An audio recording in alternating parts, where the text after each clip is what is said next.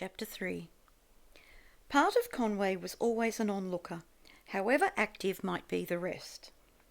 Just now, while waiting for the strangers to come nearer, he refused to be fussed into deciding what he might or mightn't do in any number of possible contingencies.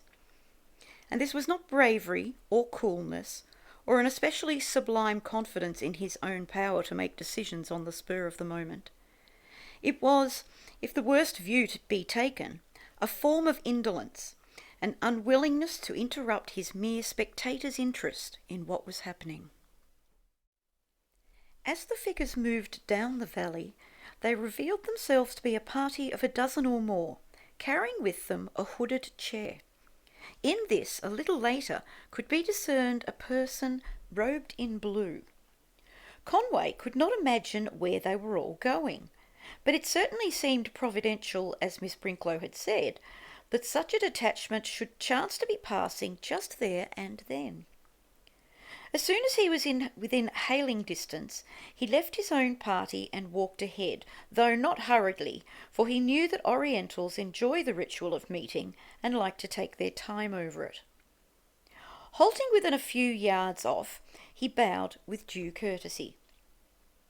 Much to his surprise, the robed figure stepped from the chair, came forward with dignified deliberation, and held out his hand. Conway responded, and observed an old or elderly Chinese, grey-haired, clean-shaven, and rather pallidly decorative in a silk embroidered gown.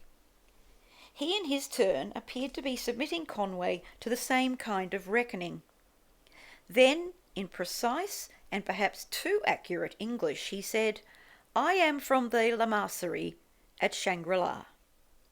Conway bowed again, and after a suitable pause began to explain briefly the circumstances that had brought him and his three companions to such an unfrequented part of the world.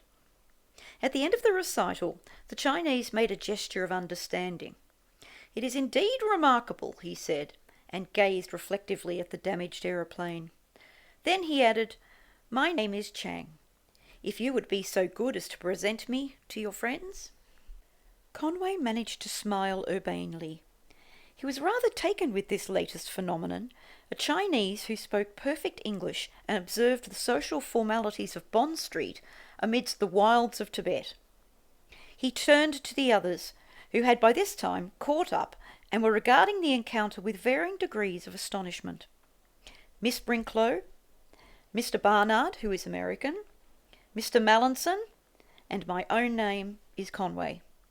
We're all glad to see you, though the meeting is almost as puzzling as the fact of our being here at all.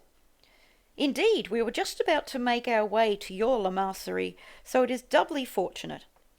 If you could give us directions for the journey—" "There is no need for that. I shall be delighted to act as your guide."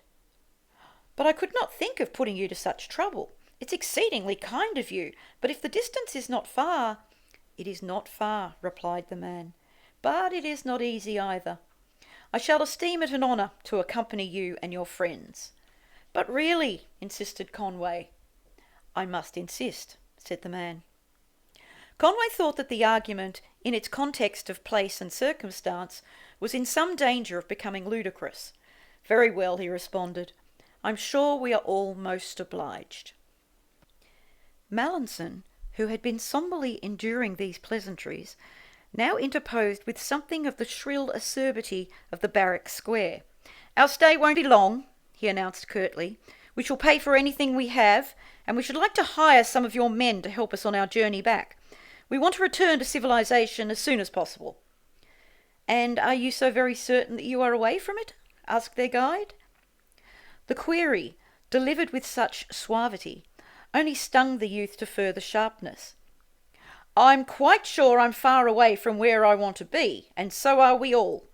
We shall be grateful for temporary shelter, but we shall be more grateful still if you'll provide us means for us to return. How long do you suppose the journey to India will take?" "Oh, I really could not say at all." "Well," Mallinson replied, "I hope we're not going to have any trouble about it. I've had some experience of hiring native porters, and we shall expect you to use your influence to get us a square deal." Conway felt that most of all this was rather needlessly truculent, and he was just about to intervene when the guide's reply came, still with immense dignity. "I can only assure you, Mr. Mallinson, that you will be honourably treated and that ultimately you will have no regrets." "Ultimately!" Mallinson exclaimed, pouncing on the word. But there was greater ease in avoiding a scene, since wine and fruit were now on offer, having been unpacked by the marching party. Stocky Tibetans in sheepskins, fur hats, and yak boots. The wine had a pleasant flavour, not unlike a good hock, while the fruit included mangoes, perfectly ripened and almost painfully delicious after so many hours of fasting. Mallinson ate and drank with incurious relish, but Conway, relieved of immediate worries and reluctant to cherish distant ones, was wondering how mangoes could be cultivated at such a high altitude. He was also interested in the mountain beyond the valley.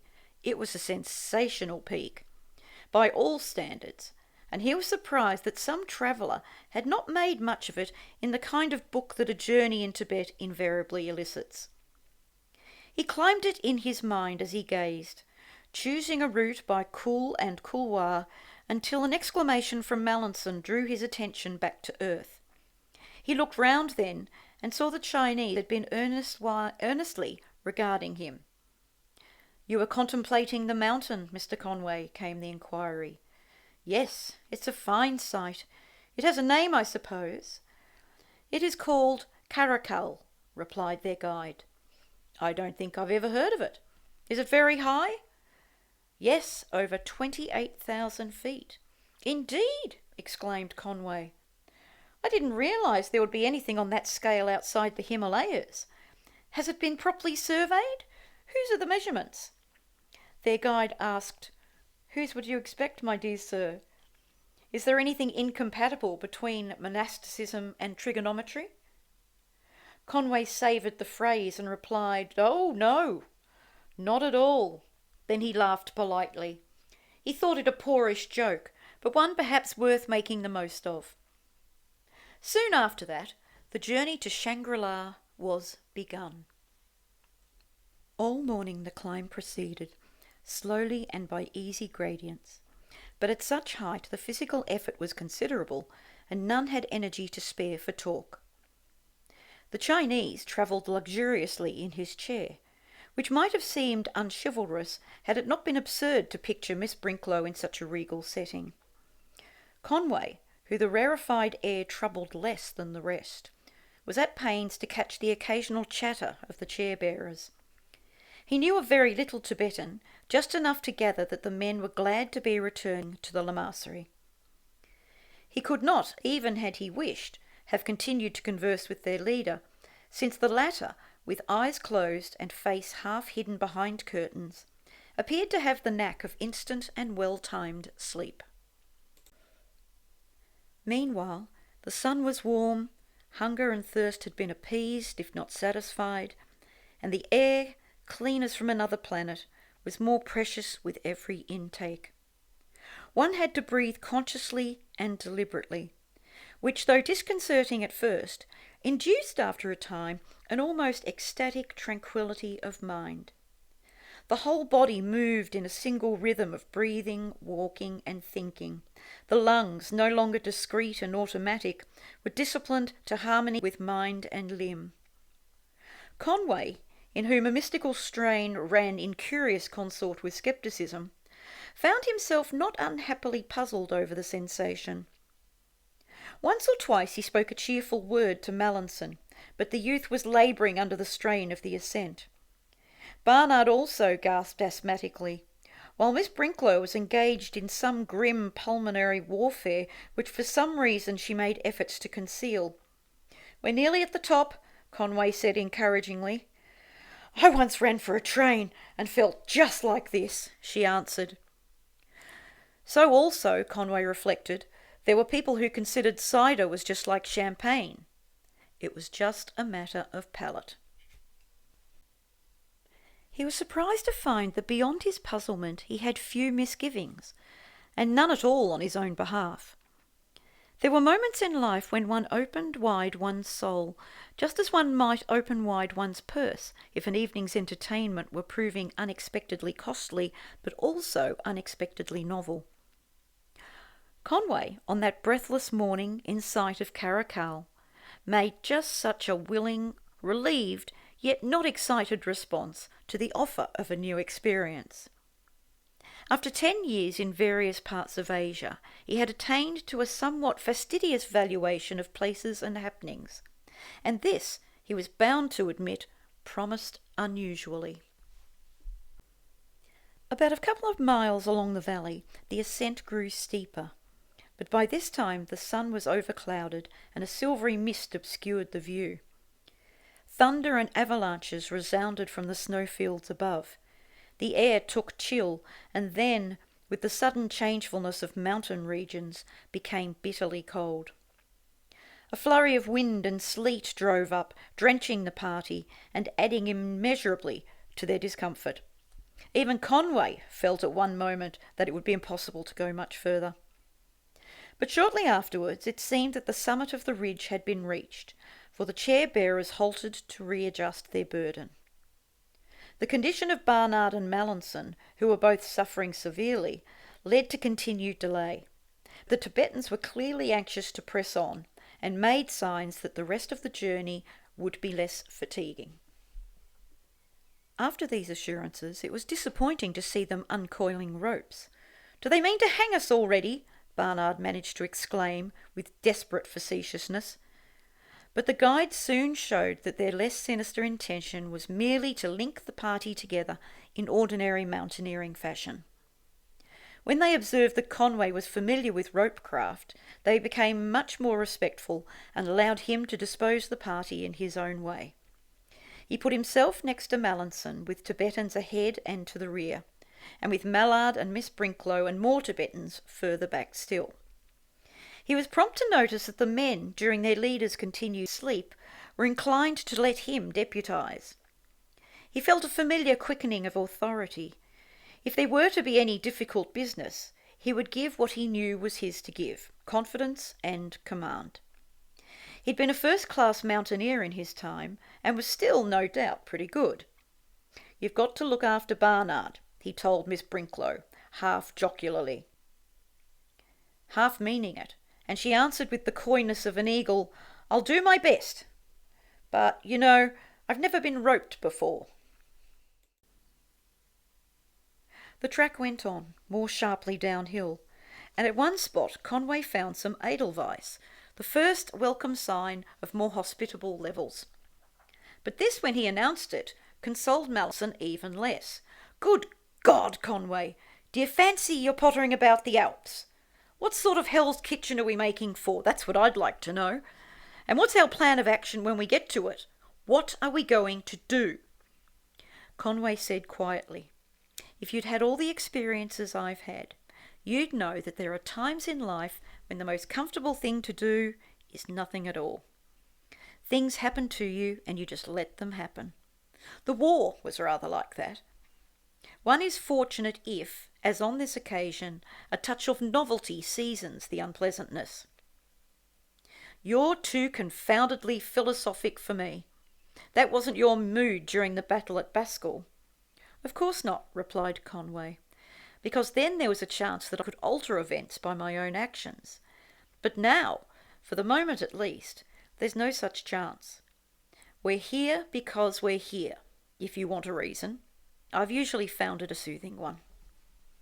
Mallinson argued, "I suppose you realise the appalling job we shall have to get back the way we've come. We've been slithering along the face of a perpendicular mountain for the last hour. I've been taking notice." "So have I," replied Conway. "Have you?" Mallinson coughed excitedly. "I dare say I'm being a nuisance, but I couldn't help it. I'm suspicious about all this. I feel we're doing far too much what these fellows want us to do. They're getting us into a corner." "Even if they are, the only alternative was to stay out of it and perish," reasoned Conway. Mallinson continued, "I know that's logical, but it doesn't seem to help. I'm afraid I don't find it as easy as you do to accept the situation. I can't forget that 2 days ago we were in the consulate at Baskul. To think of all that's happened since, it is a bit overwhelming to me. I'm sorry. I'm overwrought. It makes me realise how lucky I was to miss the war.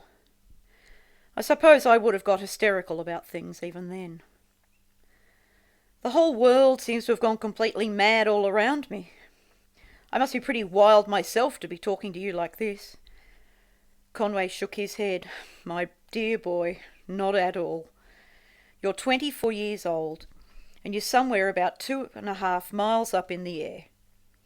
Those are reasons enough for anything you should happen to feel at the moment. I think you've come through a trying ordeal extraordinarily well, better than I would at your age. Mallinson continued, But don't you feel the madness of it all? The way we flew over those mountains, and that awful waiting in the wind, and the pilot dying, and then meeting these fellows. Doesn't it all seem nightmarish and incredible when you look back on it?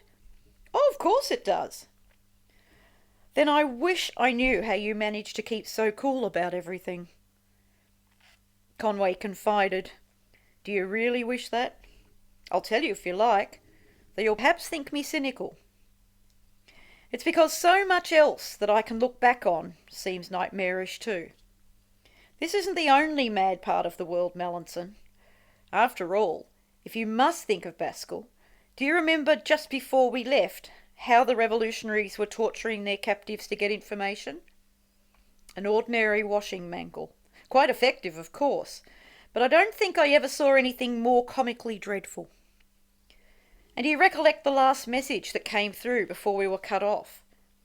It was a circular from a Manchester textile firm asking if we knew of any good trade openings in Baskul for the sale of corsets. Isn't that mad enough for you? Believe me, in arriving here, the worst that can have happened is that we've exchanged one form of lunacy for another.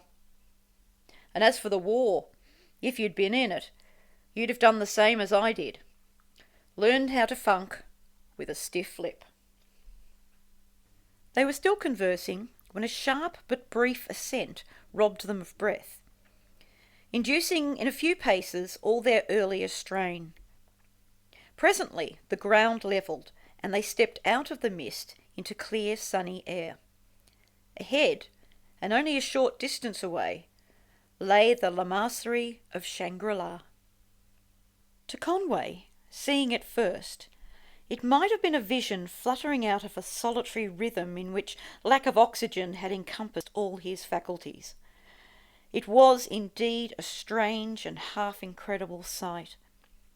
A group of coloured pavilions clung to the mountainside, with none of the grim deliberation of a Rhineland castle, but rather with the chance delicacy of flower petals impaled upon a crag. It was superb and exquisite. An austere emotion carried the eye upward from milk-blue roofs to the grey rock bastion above, tremendous as the Wetterhorn above Grindelwald. Beyond that, in a dazzling pyramid, soared the snow slopes of Caracal. It might well be, Conway thought, the most terrifying mountainscape in the world, and he imagined the immense stress of snow and glacier against which the rock functioned as a gigantic retaining wall. Some day, perhaps the whole mountain would split, and a half of Caracal's icy splendour come toppling into the valley. He wondered if the slightness of the risk, combined with the fearfulness, might even be found agreeably stimulating. Hardly less an enticement was the downward prospect, for the mountain wall continued to drop nearly perpendicularly into a cleft that could only have been the result of some cataclysm in the far past. The floor of the valley, hazily distant, welcomed the eye with greenness, sheltered from winds, and surveyed rather than dominated by the Lamasery. It looked to Conway a delightfully favoured place. Though if it were inhabited, its community must be completely isolated by the lofty and sheerly unscalable ranges on the further side. Only to the Lamassery did there appear to be any climbable egress at all. Conway experienced as he gazed a slight tightening of apprehension. Mallinson's misgivings were not perhaps to be wholly disregarded, but the feeling was only momentary, and soon merged in the deeper sensation, half mystical, half visual, of having reached at last some place that was an end, a finality. He never exactly remembered how he and the others arrived at the Lamassery, or with what formalities they were received, unroped and ushered into the precincts. That thin air had a dream-like texture, matching the porcelain blue of the sky.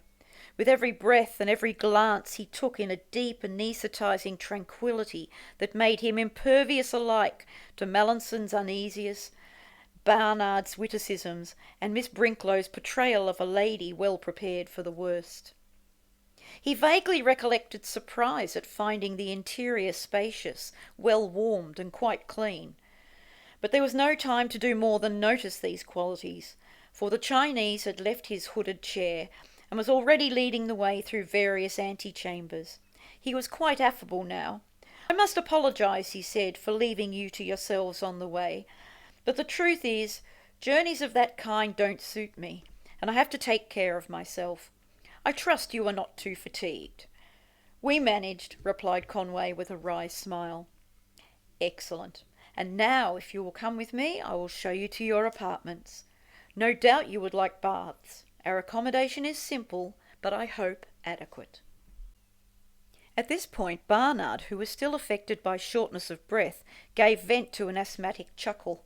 "Well," he gasped, "I can't say I like your climate yet. The air seems to stick on my chest a bit, but you've certainly got a darn fine view out of your front windows. Do we all have to line up for the bathroom, or is this an American hotel?" "I think you'll find everything quite satisfactory, Mr. Barnard." Miss Brinklow nodded primly. "I should hope so, indeed."